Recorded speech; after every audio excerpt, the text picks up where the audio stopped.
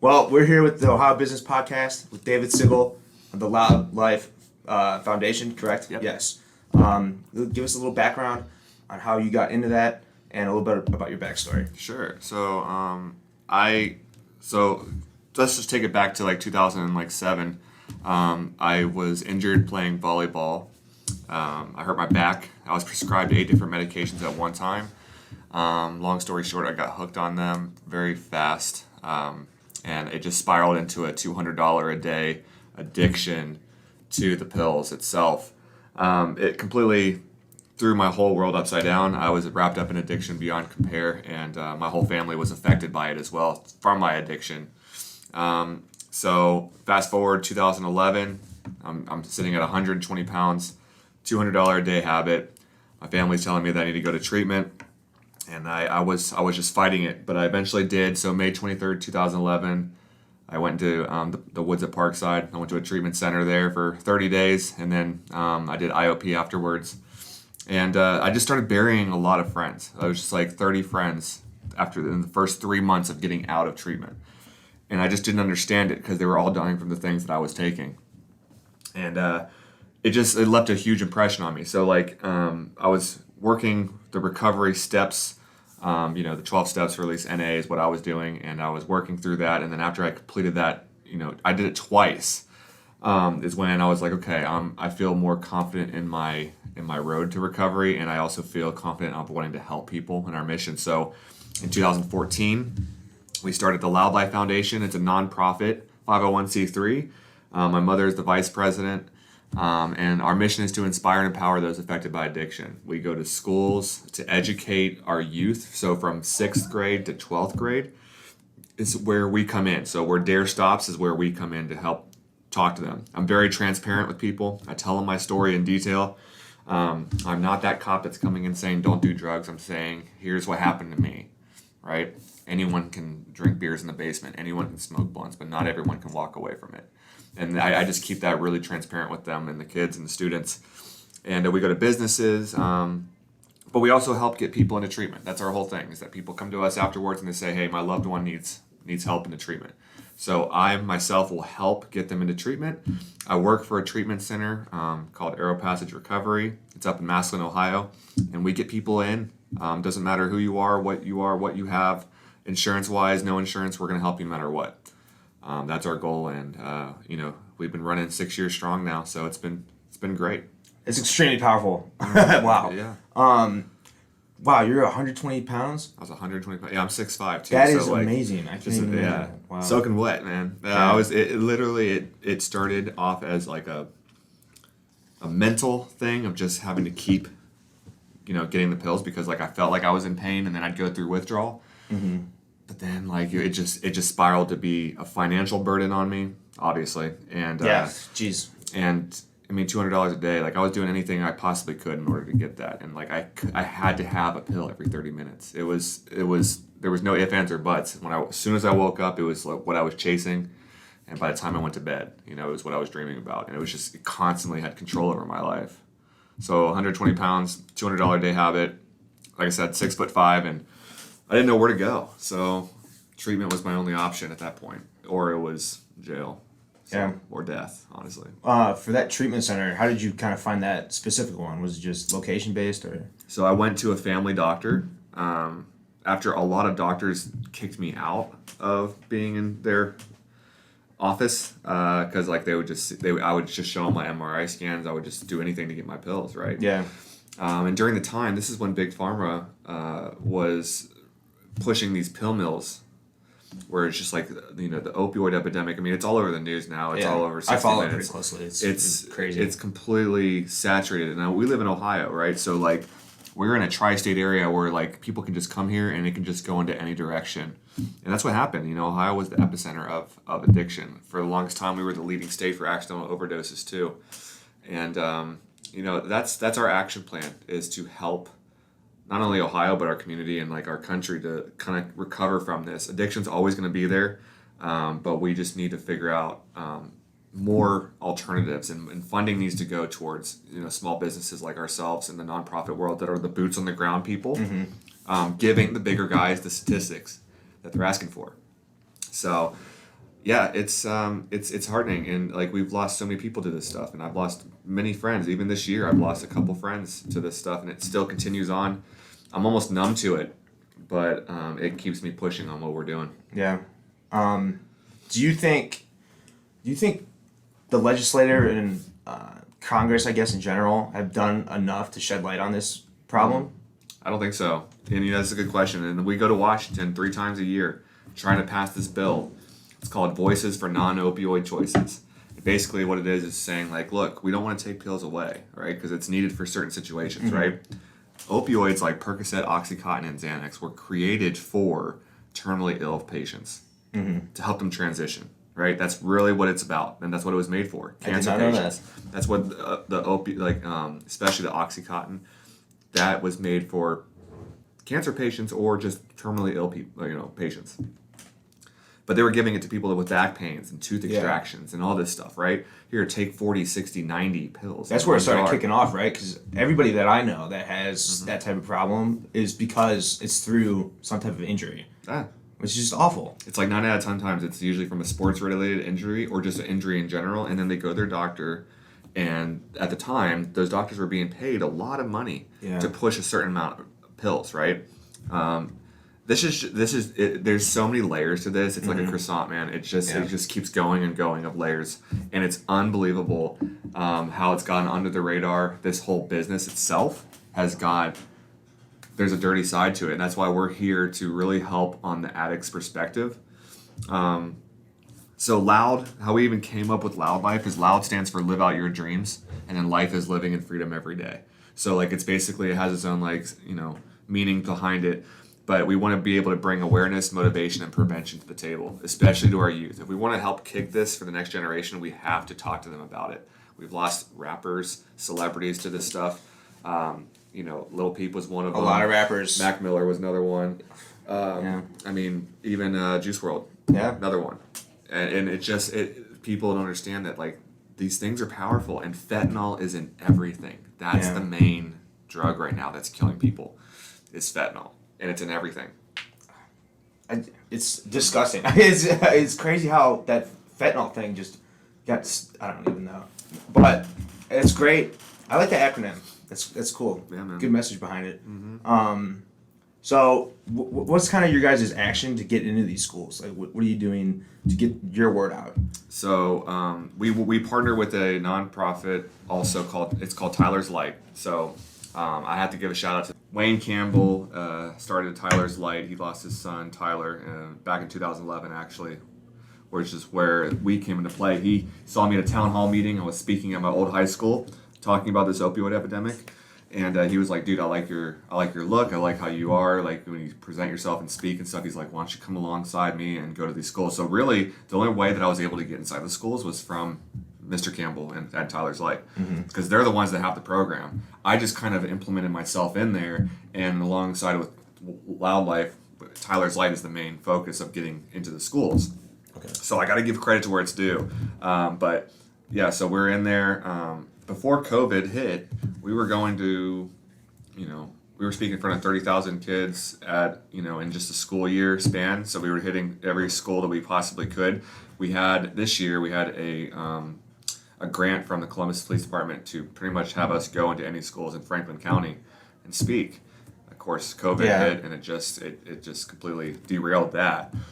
But especially like anyone that's in that age demographic right now, they're just lost in their ways. They don't really know what to do. Social media stresses them. Oh man, I could not even imagine. I couldn't imagine being. I barely had it, had it, but luckily I didn't have it like junior high school. Like that is, you don't know what you're doing, Yeah, and you can't leave school. Yeah. Like so, it's like quote unquote. What I mean by that, they're on social media. They're talking to Johnny and Susie and stuff like that, wanting to know who's wearing whatever it is, blah blah blah, right? And then once they leave school, they're still on social media talking to the same people and stuff. Yeah. So they're still in school basically, right? So. I can't imagine the pressure that these kids have, and that's the reason why I talk to them about. I'm not sitting here saying don't do it. Yeah. Because I didn't listen to that. Yeah. I literally. I didn't. Yeah. I remember being in assemblies and seeing, the drug cop come in, talking about it, and for me, it's just like I just want them to know, like, here's my story, here's other people's stories that are just like you, and if you think that you're not gonna be affected by this in any way, you got something else coming. Because I didn't wake up one day thinking that I was gonna become an addict. Yeah. It happened, and it happens to so many people, especially during isolation right now with the whole COVID. Yeah. I can't imagine the spikes of. You just don't hear it on the news. Yeah. No one's talking about it. No. I think they deemed AA meetings non-essential, Yeah, well, which is crazy. That is crazy. I don't know if I haven't heard that, but like that. What's crazy about that? I don't know if that was just in another state, but I don't know Ohio It could. specifically. I mean, it possibly could. Yeah. It's addiction is on the forefront. In Washington. It's one of the top 5 major things that they talk about in Washington. Addiction. Yeah. And mental health. It's a huge thing. So that's where we come into play. We work together to teach people about addiction and tell them my story. My family, my mom usually comes alongside too and talks it from a parent's perspective. That's powerful. Wow. Because it's not just the addict. Yeah. It affects everybody. Yeah. Right. So Wildlife, in an essence, is that hub for family members that are affected by it, addicts themselves that feel like embarrassed by it, because this isn't something to be embarrassed about. It's just you got to clean up life, and we can help you do that.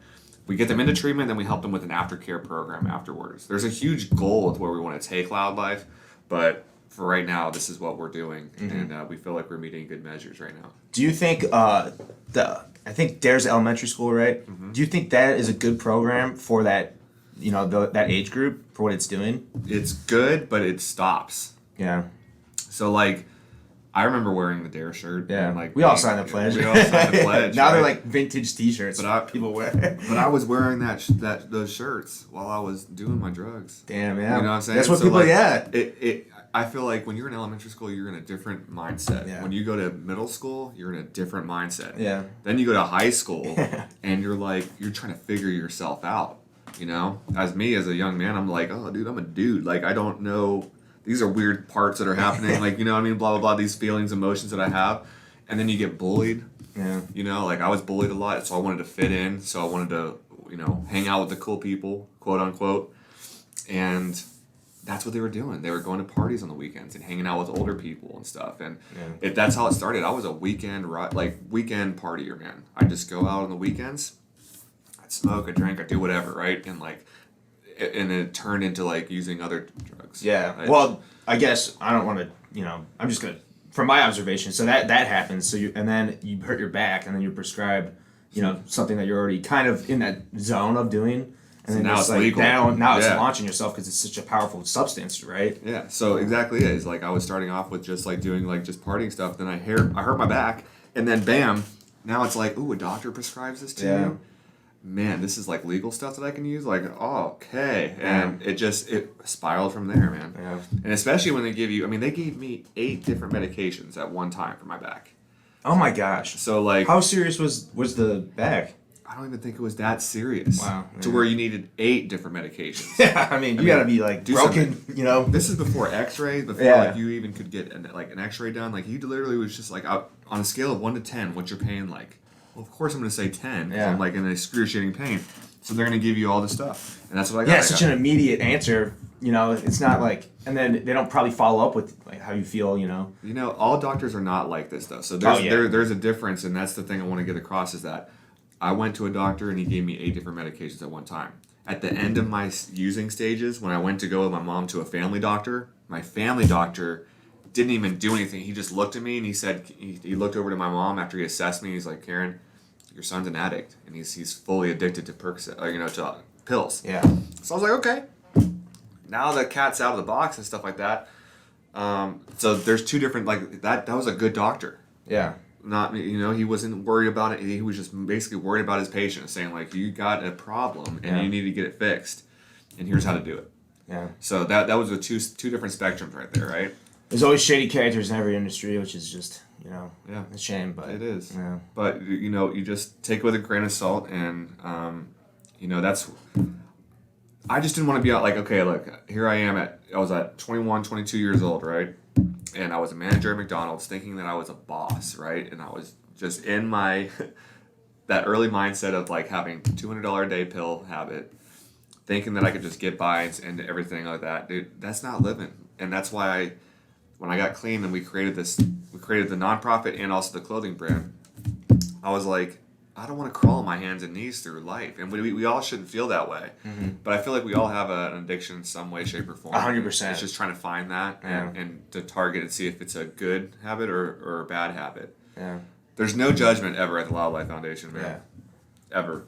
I totally agree with you. I feel like mine is consumption. So I binge eat, and then I like drunk coffee. I would just slug coffee. Sure. It's like, but I can stop it, like start and stop that, and then like drinking, I'll just like drink to excess, but I don't need to drink. So it's like an overarching thing with everything I consume. Facts. So it's something I'm trying to figure out. But everyone does though. You know, I don't really care if people didn't know that. I mean, I think it's for sure. good to know. Like I don't know, everyone has problems. You know. Yeah. You know, and people just cover that up with social media, and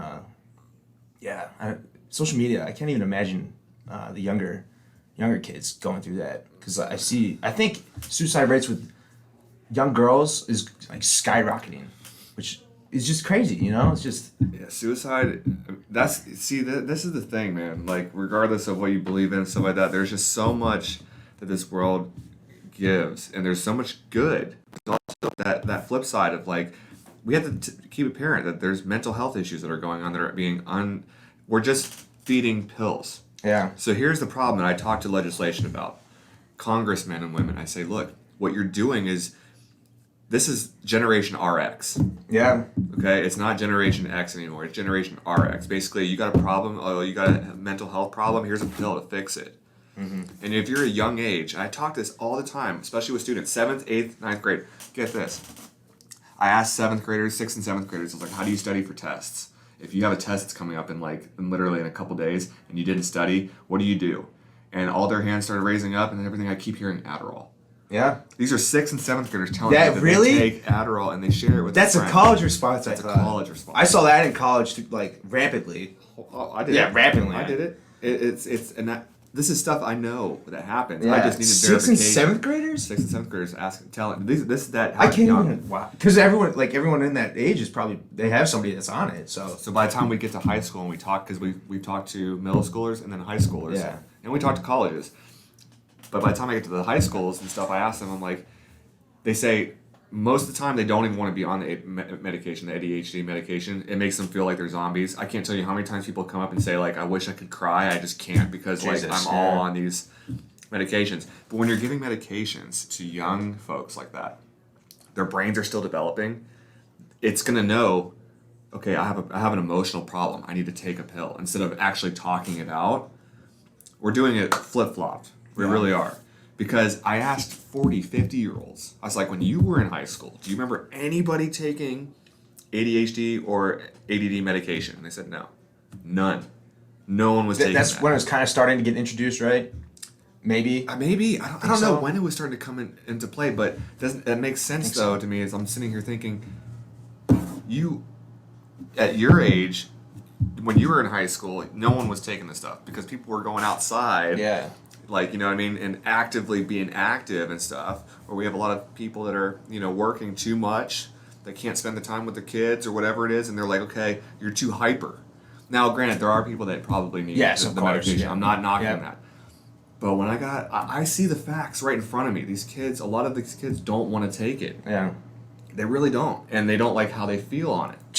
Not everyone's meant for the school system, It's like, so they lash out in different ways, and then that's really just trying to conform somebody. It's just to shut up and take this. You got introverts, you got extroverts, all that stuff. Yeah. Absolutely, 100%. And they take away like recess programs, so there's no outlet for 8-hour days. When you're a kid, that's it. Crazy. Yeah. So that's what we see in the schools, but. We've helped, God blessed us in amazing ways when it comes to helping people. We've helped over 500 individuals get into long-term sustained recovery. Wow. Since 2016 is when we really started I started being in the treatment world. Yeah. And for the first 2 years, it was basically just talking about my story. Yeah. That's literally all I was doing. And I was transitioning through different jobs and stuff like that. Wasn't finding my foothold. In 2016, that's when I really was like, okay, I need to go full blown into loud life and really focus on this. And my mission and goal in life is just to help people in addiction. Yeah. Straight up. I've been affected by it so many ways, whether it's transferring to different addictions. because I'm very transparent about this stuff. I feel like this is a topic that just needs to be talked about, and you're not alone. That's the whole thing about it. And a lot of parents and family members don't. There's a lot of anger because so many years of like that same person manipulating and guilt tripping and all this stuff and using, right, and stealing and lying and all that stuff. But I have to understand is that addiction is a disease of the mind, and it will take your loved one away from you, and it's a cutthroat thing. So it's not your loved one. It's just this horrible entity, thing, that's inside this person, basically just trying to control them. And I truly believe that. Like when I got clean, it felt like the devil was like leaving me, man. Like I just could not express it and explain it in any way, shape, or form. Like you get these physical withdrawals that are happening, but it's just like there's such a lighter way of living now. Do you think another part of it is environment with people with addicts and just escaping their peers and their habits? Yeah, so like one of the videos that we show to students and to adults too, because we do speaking engagements for grown adults and like businesses, right? Because we go to businesses and we talk to them about their employees about this stuff, and we showed them. We say, what are the 5 main reasons someone will start using in the first place? And mental health with solving emotional problems. Peer pressure has always been number 1, if you want to quote unquote call that. Rebellion, people just want to rebel. Like I said, escaping emotional problems, like not knowing how to handle emotional problems. A lot of people will say that emotional problems should be up at number 2 or number 1 now. Peer pressure, like people are like, okay, it's the stuff that you see on social media. Like you'll see a rapper, whatever it is, or even country music. They talk about kicking the bucket and drinking a lot. It's just like in music videos, it shows that every 14 minutes there is something that has to do with drug-related situations. So just even what you see, environment, 100%. Yeah. Absolutely. I mean, we're creatures of habit, and we also want to be around people. We don't want to be isolated. We want to have a connection, a community of people. And if we see people that are doing something, we're going to pretty much follow suit. Yeah. That can be considered peer pressure. But there's top 5 reasons of why people use in the first place. We just try to figure out. And there's rural areas of like out in the boonies where there's no one out there kind of a thing, and like, why do you guys use? Well, we're bored. Yeah. Okay, well, you go to the city life and stuff, it's like, why do you guys use? We have emotional problems. So it's different everywhere. Every but demographic. There is top 5 reasons. There's always a reason though, because they're that powerful, Always an underlying reason, yeah. They're that powerful. And if people say, not my kid, not my school, well, you're wrong. Oh, because, like, it's every school, it's in every school. Yeah. It's in every single school. We've been to different states, and we've asked. I mean, it's in there. Yeah. Even when I was in high school, it was in my school. Yeah, it was in people. Yeah, people were doing that. Not knocking my school or anything. It's just like it happens. Oh, they called my school, which is like a pretty not prestigious, I guess, but it's like a really well, suburban school that does pretty well academically. But they called it Heroin High, so it's like every school is impacted in some regard, I went to Westerville City Schools, so like that was I grew up here in Westerville and Gahanna, and I've lived here all my life, and it's a great family place to raise, like definitely to raise a family. Yeah. But I think what people need to do, especially if you have kids, you just need to have the conversation of saying like, I'm not going to judge you. I'm not going to get mad. Let's just have the open conversation. Here's what can happen, and these people need to know that like fentanyl is in everything. People are like, why would drug dealers want to put fentanyl in the stuff and kill their people? Because 9 out of 10 times it just makes it stronger. Yeah. Right? So like they're not get hooked on it, right? Right. It's just like I have so many feelings when it comes to this stuff, and especially because like I've buried so many people to this stuff. Like fentanyl has been like an enemy of mine forever, just because it's taken out so many of my loved ones. Like someone that wasn't even using heroin might have been snorting cocaine and they had fentanyl in it, instant death. And it's just like, what do you do? Yeah. It's everywhere. So I just think that a family member, if someone asks me, like mom and dad come to me and say, like, what do we do? I say, like, you got to tell your loved one, I will not enable your addiction. I will enable your recovery, though. So, like, I love you, but I will not watch you kill yourself over this stuff.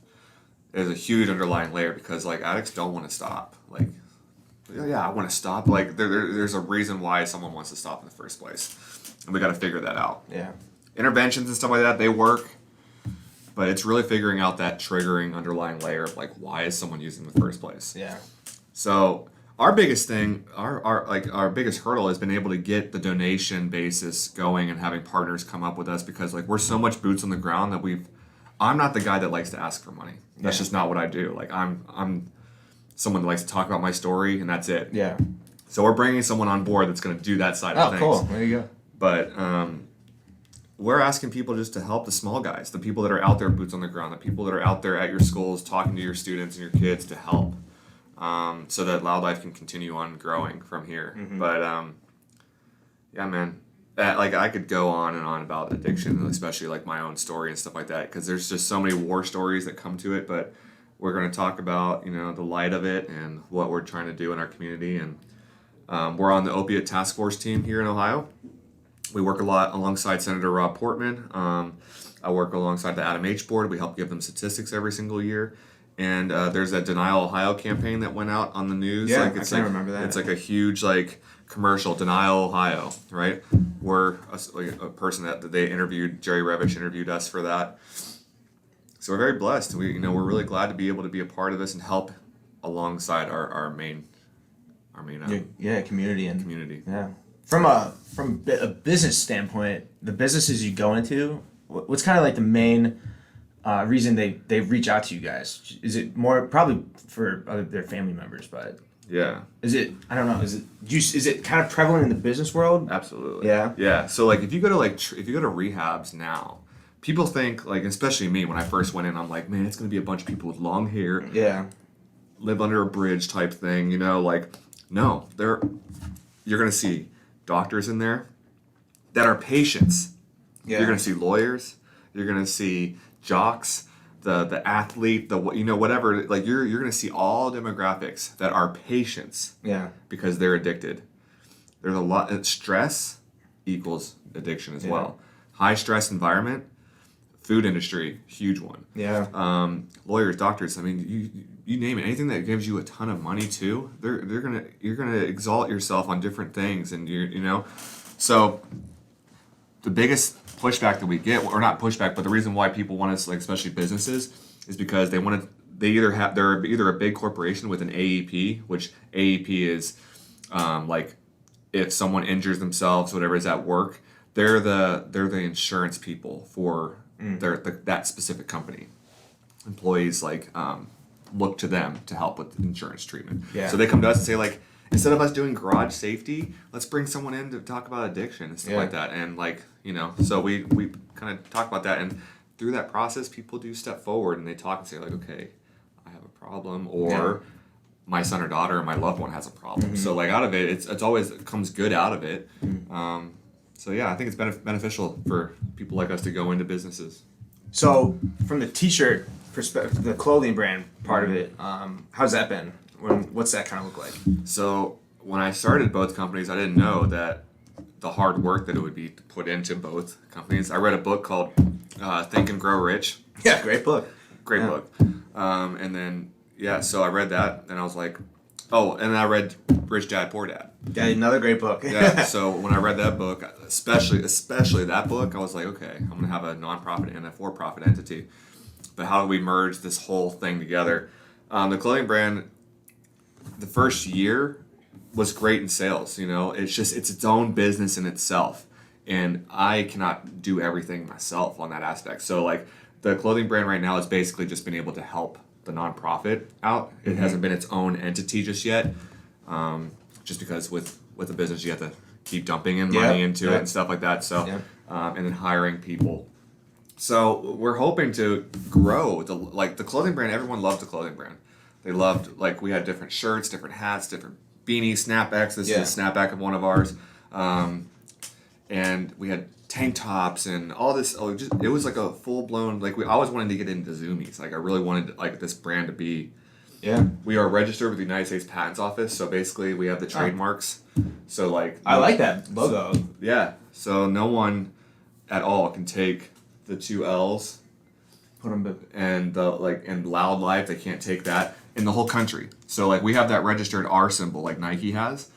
So all those little words that are up there on the certificates, on both things, is basically saying like belts, shoes, hats. That would be a nice it's belt buckle. right. So it's like we're literally marking our own territory. We're like, Nice. you know, and we have our United States Patents Office like trademark.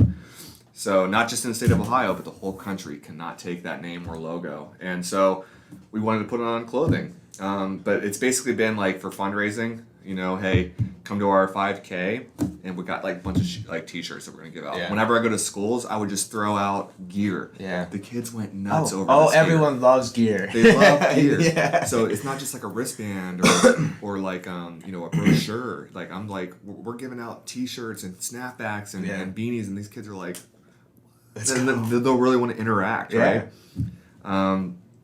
So I like to consider myself like whenever I'm going out and doing these speaking engagements, like Tony Robbins meets the DARE program on steroids. Yeah. That's basically what it is, man. I'm 6'5", so like I go in there with this beard and this like hair and everything like that, and I got t-shirts and I'm throwing them at them like, well, you know, like I want you to interact with me. Yeah. And I say like, well, you gotta give to, you know, receive. Yeah. You guys still with me? Say, oh yeah. And you just hear them scream like, oh yeah. And it's like, that's my whole play on it is I like to be a part of the audience and teach them something and have them come away with like I hit them with the shock of reality. Like I tell them stories that were given permission by the family members of someone that they lost. I tell them these stories and it helps. Like some of these kids come out like they're just in tears. Really? Wow. Yeah. Jeez. Not trying to make them feel upset, but I'm just trying to get to them. Maybe one kid comes away from that not using ever in their high school. Like if you can go through high school and be confident in yourself, not having to fit that mold of like get drunk with your friends or whatever it is, if you can go to a prom and not have to use, I give you so much respect. Yeah. I couldn't. That's I drank, yeah. I mean, that's intense. There's no judgment. Like Yeah. if you have done it, I understand you, right? But if you don't or never used before, I commend you. Yeah. So like there's that level of respect, right? So then the people can come up and talk to me like, yeah, man, I've used or whatever it is, and it's like no judgment. Yeah. I get it. But you need to speak up and talk to people, and that's the whole message from Tyler's Light as well. As their message is to speak up. You could save a life. Mm-hmm. You're not a narc. You're not an op. You're not a snitch. It's literally just trying to save someone's life. Yeah. So many times people have died because everyone was too scared to call the police or whatever it is because people had drugs on them. It's like why? We have a law that was passed. It's called the Good Samaritan Act, basically saying that if you're using with somebody and you're getting high and all this stuff and you have stuff on you and you call 911 and say like, hey, my friend overdosed, I'm using the Good Samaritan Act, boom. They won't ask you any questions. They won't check you, even if you're high or using and stuff like that. They won't check. You have immunity. That's basically good. it was put into place to help save people. Yeah. So, but people don't know that. And today, right now, cops aren't really looked at as like very popular right now, especially in like our America right now. But I do let them know that is legal here now. Mm-hmm. Interesting. I didn't know. When was that passed? A couple years. It was literally after the opioid epidemic really started to take off. Yeah. It's at such a point where those laws need to be passed, you know, because you gotta help. You gotta save that life, you know. You can't just lock somebody up for trying to help out, you know. We had mobile morgues because we couldn't hold enough. Like I was interviewed by Jerry Revish with the coroner's office lady. Mm-hmm. She was in there and she was saying we have mobile morgues because the people that were dying from fentanyl and like overdosing, we just couldn't hold the bodies anymore. And that's how sad it got. Jeez, it's getting so bad. Wow. So we just, and because the news, it's hard to see the statistics right now. Yeah. But doing a podcast like this, man, to like kind of wake up the community and let them know that they're not alone, that addiction is not something to be ashamed of. We just need to talk about it. If you need help, we'll work through it. We'll get them the help they need. There's so many resources out there. Mm-hmm. But Loudlife, loudlife.com, www.loudlife.org is our website. You can go there. You can reach out to us anytime to be able to help get someone, if it's you or a loved one, into treatment. We can just have the conversation, that kind of a thing. Mm-hmm. Where else can people find you? Social media wise? Yeah, so Facebook is Loud Life Foundation. Okay. Loud Life Foundation is on Facebook. We're on Instagram as well as official Loud Life. Uh-huh. And we have our clothing brand. We have Loud Life Clothing on Instagram. We are on LinkedIn as well. Like, so I don't have any personal social media myself, but the only one that I do have is LinkedIn, and that's my own personal. Like, everything else is company run. So like Loud Life Foundation page is like run by my team, and stuff like that.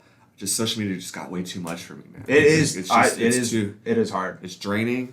Yeah. I recently got married in November. Congrats, man. Thanks, man. And it wouldn't have happened if I didn't get clean, Yeah. But so we just decided, like, no social media. Let's just stay on our grind, work, and help each other, and help save lives. This is what I do full time now. Is I help people with addiction. That's it. 100% of my time goes for it now. As we wrap it up, this podcast, what do you want to tell the people that are going to listen to this? I just want people to know that if you know someone that is affected by addiction, love them, don't judge them. Have the open conversation to talk with them, saying like, look, I care for you so much and I see that this is affecting your life in a major way. I would love to help you. So like that's how you can get the conversation starting. If you're dealing with someone that's manipulating you, whether it's a girlfriend, boyfriend, son, daughter, mother, father, whatever it is, right? Tell them the best way to answer their manipulation is I will not enable your addiction, but I will enable your recovery. So that just flips it onto them of saying like, look, you're not listening to me, but I want you to know that I love you so much that I cannot watch you kill yourself. Like I can't. That's the way that you can get yourself out of that situation. But you're not alone. We're here for you. And there's a community of people that are waiting to just talk with you, to help you through this. A lot of people need to just talk it out. If you need help, contact us. We will help you get into treatment, and then we'll help with an aftercare program. We'll help you get a job afterwards. We'll help you get the college credits that you need. We'll help you with your case management. We've helped people go like that were sentenced to jail. We've helped them go from having years in jail to only having a certain amount of months because of advocating on behalf for the opioid epidemic and the drug cases. So we just want people to know that we're here for them. And if you need anything for this organization to help your team, family, or job to speak on the topic, please give us a call. So Powerful stuff. Thanks for coming on, man. Thanks, man. Thanks for having me. Yeah. Appreciate it. I want to introduce you guys to the Ohio Business Podcast first sponsor, Nextdoor. Want to earn extra cash with your extra space? There's an app for that, to Nextdoor, the marketplace for your storage space. Nextdoor is currently taking on new hosts like me. Simply visit their site, nextdoor.com, nxtstor.com, to get the app. Just think what an extra $200 a month can mean to you by simply storing your friends' boxes and mattresses. Once again, check out nextdoor.com. Thanks. The Ohio Business Podcast is sponsored by Janssen Media. Janssen Media is a website design and digital marketing agency. They develop custom strategies and solutions around client goals and business objectives. From day one, they have been focused on results, building websites that deliver more online traffic, more conversions, better user experience, easy navigation, and web functionality. You can find Janssen Media on their website at janssenmedia.com. That's spelled JANSCEN media.com. That's janssenmedia.com. Thanks.